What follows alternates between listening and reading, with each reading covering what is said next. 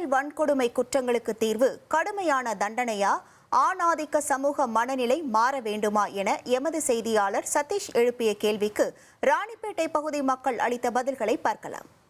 கோவையில் கல்லூரி மாணவி பாலியல் வன்கொடுமை செய்யப்பட்டுள்ள சம்பவத்திற்கு தமிழகம் முழுவதும் பெரும் எதிர்ப்பானது கிளம்பியிருக்கிறது. இந்த சூழலில் பாலியல் குற்றங்களை தடுக்க என்ன நடவடிக்கை எடுக்கலாம் என்று நாம் பொதுமக்களிடம் தற்போது கேட்டு தெரிந்து கொள்ளலாம். இது தொடர்ந்து நடந்து வந்துட்டே இருக்கு. இதுக்கு என்ன ஒரே ஒரு முற்றுப்புள்ளி வைக்க முடியும் அப்படின்னு பாத்தீங்கன்னா, சட்டங்கள் கடுமையாக்கப்படணும். அந்த கூட்டு பாலியல் வன்கொடுமைக்கு முக்கிய காரணமும் போதை கலாச்சாரமும் கூட. இதை தடுத்தாலே முக்காவாசி இது போல பிரச்சனைகளை நம்மளால தடுத்துட முடியும். பாதுகாப்புன்றதே இல்ல. ஒரு பாலியல் வன்கொடுமைக்கு ஒரு குற்றவாளிக்கு தக்க தண்டனை, பெரிய தண்டனையா அவங்க எப்ப நிறைவேற்றுறாங்களோ அப்ப இந்த பாலியல் வன்கொடுமை ஸ்டாப் ஆகும். பெண்கள் பயப்படுறாங்க வெளியே போறதுக்கும். இதனால தமிழக அரசு கடுமையான தண்டனை வழங்கணும்.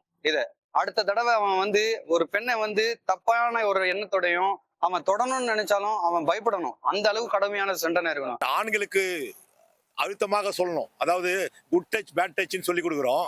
ஆனா அதை ஆண்களுக்கு சொல்லணும். நோ டச் ஆண்களுக்கு சொல்லணும். நீ எந்த பெண் பிள்ளையும் அவ சின்ன குழந்தையா இருந்தா கூட தகப்பனை தவிர தகப்பன் கூட தொட வேண்டியதில்லை ஒரு வளர்ந்த குழந்தைய. ஆகையால எந்த குழந்தையும் நீ தொடக்கூடாது, தொட்டு பேசக்கூடாது என்ற உணர்வை பள்ளி நாட்களிலேயே ஆழமாக பதிச்சிடணும். அப்பதான் அவன் வளரும் போது அந்த ஒரு பய உணர்ச்சியோடு ஒரு பெண்ணை அணுகிற போது ஒரு பயத்தோடு மரியாதையோடு அணுகுவான்றது என்னுடைய கருத்தா இருக்குது. தயவு செய்து தமிழக அரசு கொடுக்கிற தண்டனையை அடுத்தவர்களுக்கு பாடமா அமையணும்.